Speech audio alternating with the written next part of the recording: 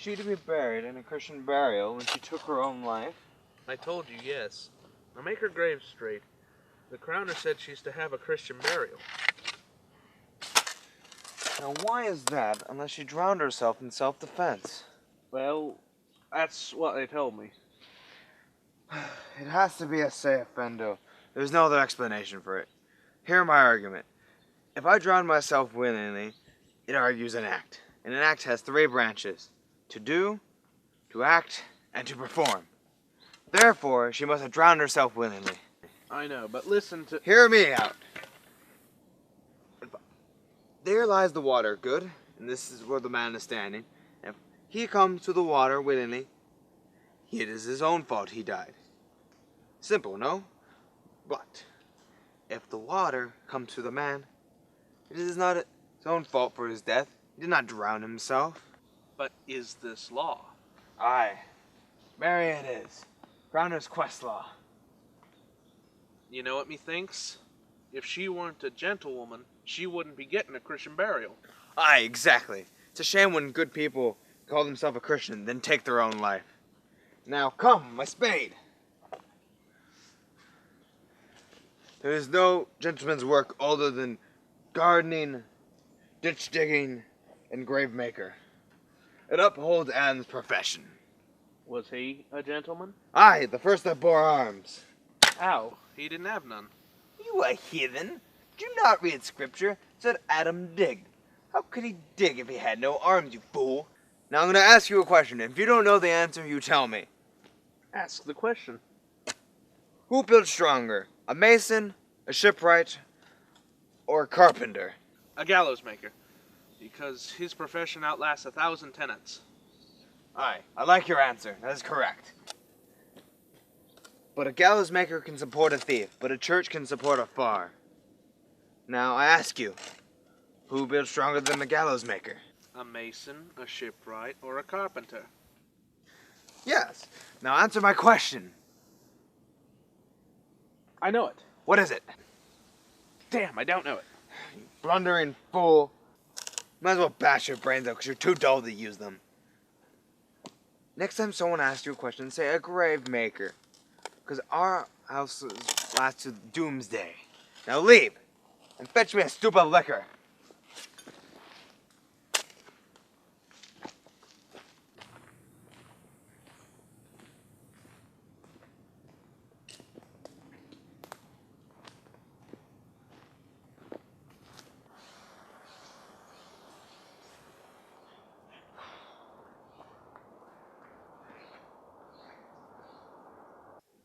In youth when I did love, you thought I was very sweet.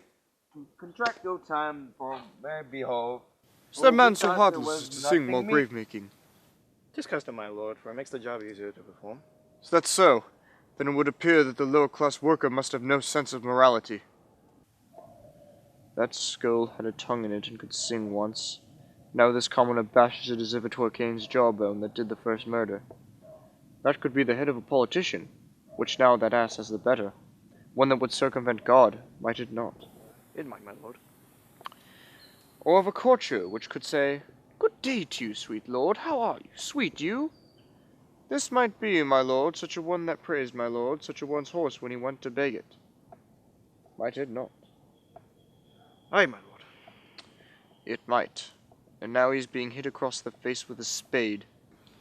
These bones are worth nothing and might as well be used to play luggets with.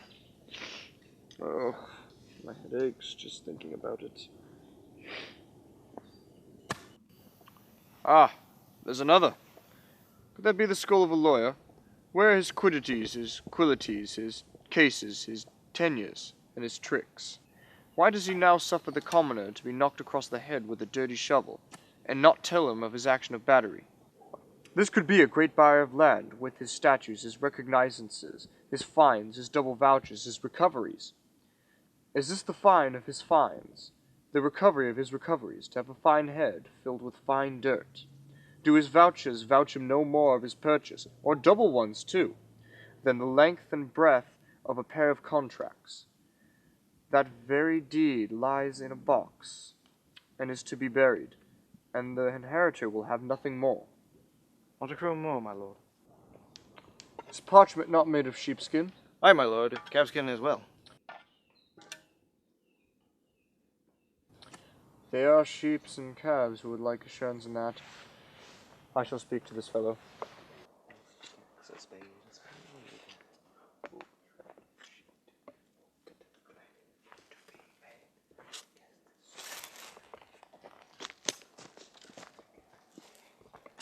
Whose grave is this, sire?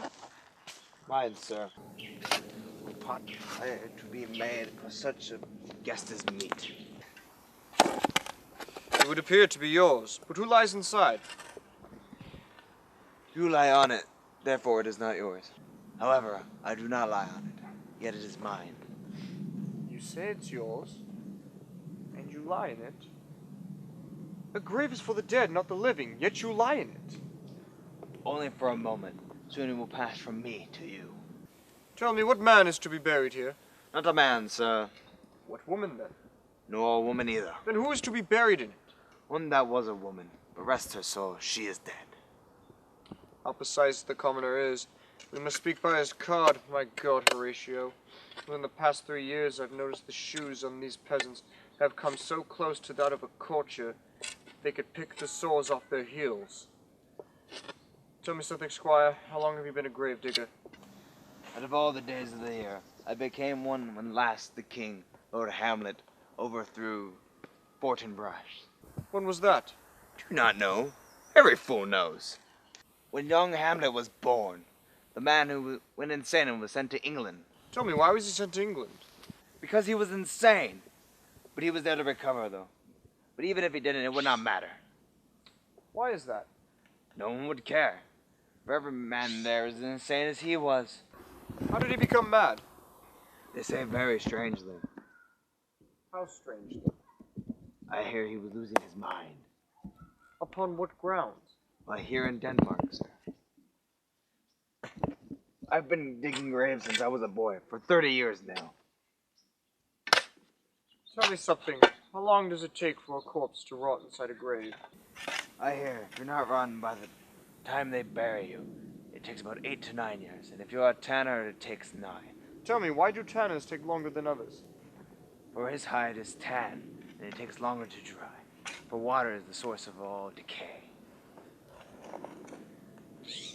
Now this skull here has been buried for 23 years.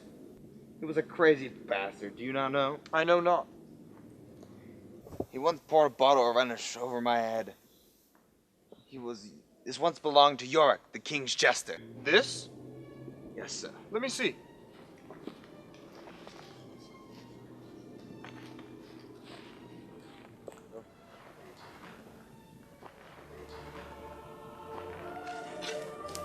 Alas, poor York, for I knew him, Horatio, a man of infinite jest and most excellent humor. He bore me on his back 1,000 times. How precious the memory is in my mind. My stomach turns at the thought of it. These lips I have kissed I know not how often. Where are your jokes, your frolicking, your songs? Your acts that made tables roar with laughter. Your grin that made people smile. Not even a lower jaw remains. York, go to my lady's chambers and make her laugh as a favor to me. Tell me something, Horatio. What is it, my lord? Do you think Alexander looks like this in his grave? Maybe. And smells so too? I believe so, my lord. What a pity it is to return to the earth. Why can't the dust wait for a proper burial? Such a thing never occurs to me, my lord.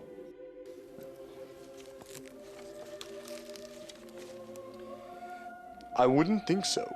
What modest man would contemplate such a fate? Alexander died, was then buried, and turned to dust, which makes the earth.